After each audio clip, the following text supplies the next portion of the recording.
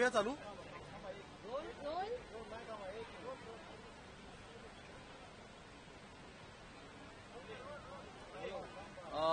नवीन सरकारचं हे पहिलं अर्थसंकल्पीय अधिवेशन आणि माझ्यासहित जवळपास 75 पहिल्यांदा निवडून आलेले आमदार या सभागृहामध्ये आले होते आणि माझ्यासहित जे आम्ही सगळे पहिल्यांदा निवडून आलेले सदस्य होतो, आम्हाला या अर्थसंकल्पीय अधिवेशनाकडनं खूप मोठी अपेक्षा होती।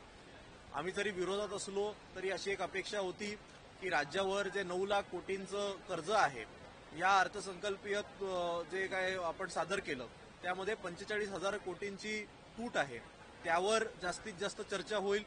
वाढत्या बेरोजगारीवर चर्चा होईल, वाढत्या महागाईवर चर्चा होईल, ग्रामीण भागातल्या शेतकऱ्यांचे जे समस्या आहेत त्यावर चर्चा होईल, कर्जमाफी या सरकारने आधी आपल्या अर्थसंकल्पात जाहीर केली नाही त्यावर चर्चा होईल, लाडके बहिणीचे 1500 ते 2100 करणार जे सांगितलं होतं ते केले नाहीत त्यावर चर्चा होईल।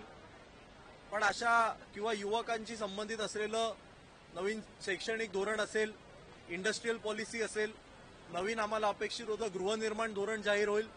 पण या जवळपास 3 आठवडे चाललेल्या अधिवेशन काळामध्ये आज शेवटचा दिवस आहे, कुठल्याही या महत्वाच्या विषयांवर चर्चा झाली नाही।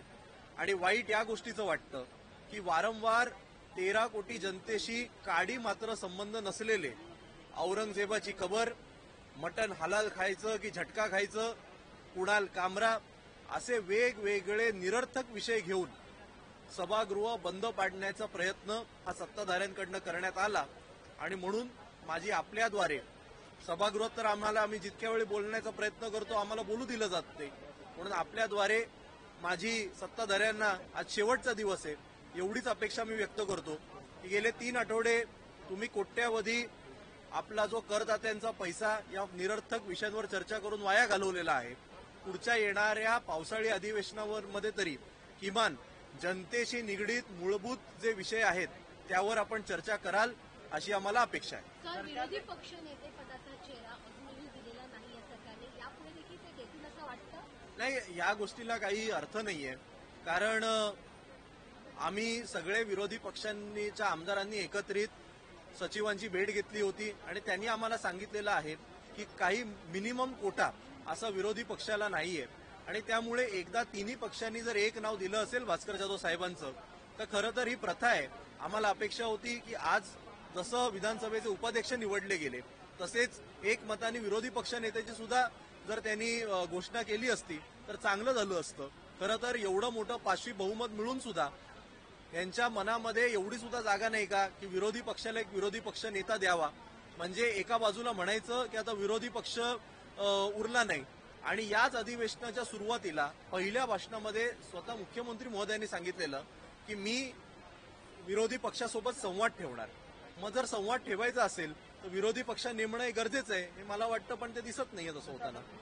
ज्या मुद्द्यांवर चर्चा व्हायला पाहिजे होती त्याच्यावर झाली नाही, इतर मुद्दे त्याचवरती चर्चा झाली, हे त्या मुद्द्यांवर चर्चा जसं सरकारलाच वाटत होतं नाही दिसत नाही ना, कारण जर आपण सरकारचं आणि संपूर्ण सभागृहाचं जर तुम्ही गेल्या इतक्या दिवसांचं टेलिकास्ट काढून पाहिलं तर जास्तीत जास्त वेळा सभागृह तहकूब कोणी केलं तर सत्ताधाऱ्या आमदारांनीच केलं।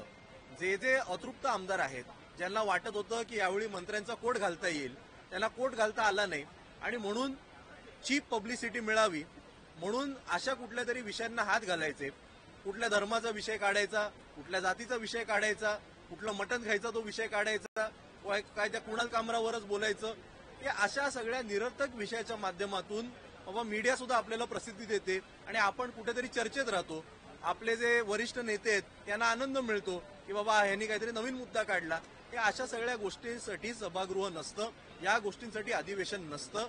आपण सगळे प्रचंड खर्च करून विधानसभेच्या निवडणुका घेतो, 288 प्रतिनिधी निवडून देतो, त्या प्रतिनिधींनी जनतेशी निगडीत विषय मांडणं हेच जनतेला अपेक्षित आहे। अधिवेशनामध्ये अजून एक मुद्दा गाठला तो म्हणजे दिशा चालेचा, परंतु या सगळ्या प्रकरणांमध्ये एक नाव म्हणजे राहुल कनाल हे त्यावेळी तुमच्यासोबत होते, परंतु आता ते सत्ताधाऱ्यांमध्ये आहेत, त्यांचा उल्लेख आता कुठेही होत नाही। त्यावेळेला नितेश राणे हे त्यांच्यावर देखील आरोप करायचे, मात्र आता त्यांच्या नावाचा उल्लेख कुठेही घेतला जात नाही, कारण का ते सत्ताधारी पाकट केलेत म्हणून। मी परत एकदा सांगतो, हे सगळे विषय महाराष्ट्राच्या 13 कोटी जनतेशी निगडीत नाहीत, केवळ पब्लिसिटी करता हे सगळे विषय उकरून काढण्यात येत आहेत। यामध्ये काही अर्थ नाही.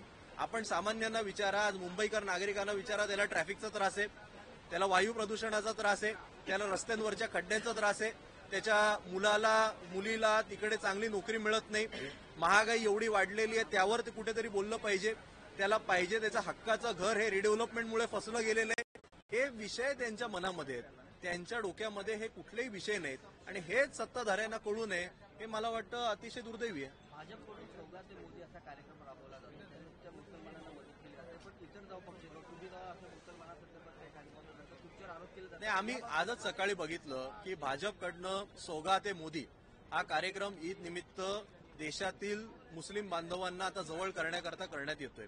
ठीक आहे, म्हणजे इतके दिवस जे स्वतःला काही हिंदूंचे नेते म्हणून आता स्वतःला जे पुढे आणतात त्यांना तुम्ही हा प्रश्न विचारला पाहिजे आणि काहीतरी एक भेटवस्तू ही सगळी मुस्लिम बांधवांना देणार असं मला कळलंय.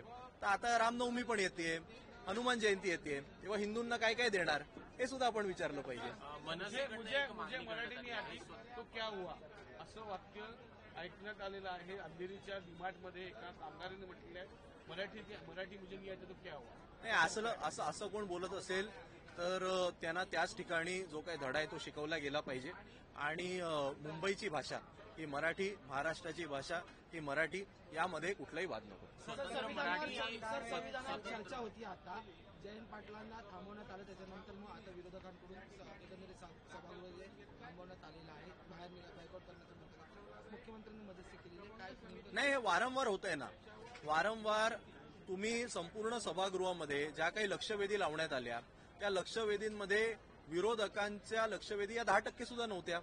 90% सत्ताधारीच लक्षवेधी मांडत होते आणि त्यामुळे जर सत्ताधारी आमदारांचं जर मंत्री ऐकत नसतील, खरं म्हणजे अधिवेशन काळामध्ये विरोधी आमदारांना जास्तीत जास्त बोलू दिलं गेलं पाहिजे.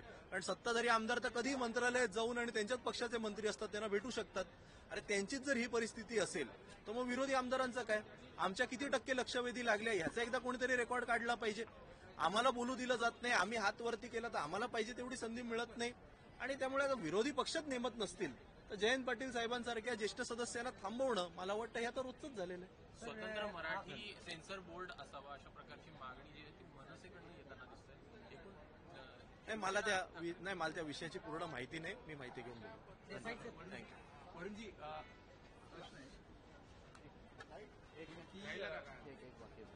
दिशा सालियन प्रकरणामध्ये उद्धवजी आपल्याशी काहीतरी चर्चा करत होती आणि कॅमेरामध्ये रेकॉर्ड झालं, कोणाला तरी ते उद्देशून हरामखोर असं बोलले. काय नेमकी चर्चा झाली, काय संवाद झाला, काही कळेल का? कारण काही कॅमेरामध्ये तरी काहीच झालं नाही, मला कल्पना नाही, आपण काय म्हणताय ते माहिती नाही, पण असेल कदाचित. शेवटी ते काय बोलले असतील ते पक्षप्रमुख आहेत, त्यांना तो अधिकार आहे. राग व्यक्त केला बोलताना, राग व्यक्त केला ज्याच्या कोणावर करायचं नाही केला असेल ना, त्यांना अधिकार आहे. कल संजय उपाध्याय जी ने आपके क्षेत्र से अवैध बांधकाम के बारे में आवाज उठाई थी कि अवैध नहीं, ठीक है, अभी मुझे जो कहना था मैंने मराठी में बहुत विस्तृत में बताया है. धन्यवाद.